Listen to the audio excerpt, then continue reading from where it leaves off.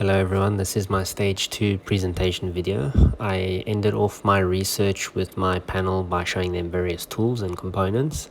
I went on to show them more workshop tools and the processes and features that they have or do. I went on to find my problem identification, which was in bench grinders. I found that the bench grinder is a tool used in many workshops, but is however not portable. It comes with a cable which restricts its movement, as you may not plug it into an extension as it may damage its motor.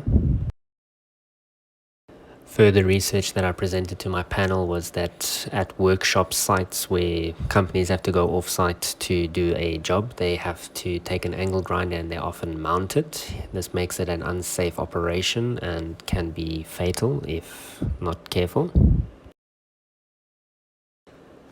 I began to draw sketches for presentations and to show features of various components that are corded and cordless.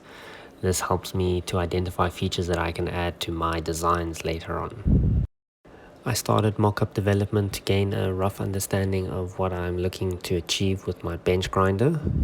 I presented to my panel a base plate for now, so that I can just get an idea of size and scales for mounting of this product. The feedback for the first model was that it was too small and the holes were too close to the edge. I adjusted it into my second model and the size was better and the holes were also readjusted.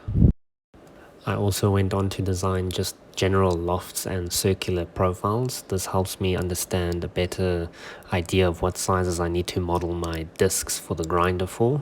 And for cover plates, the loft profile will allow me to determine what will be too large and what will be too thin for the diameter as well of the profile.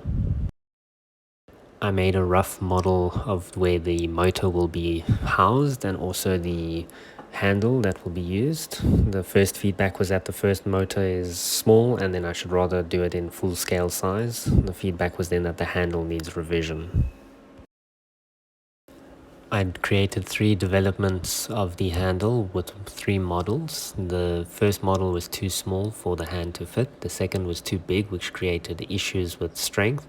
And then the third model, the panel says that it was better if it was just a little bit longer and that I should maybe explore with a new material for better features and curves. I then started to explore with triplex and foam board and added a handle that is larger for varying hand sizes. My panel agreed that this is a suitable size and height. The chamfered edge can also be rounded instead to avoid injuries. I created various battery pack boxes for the batteries to be stored in.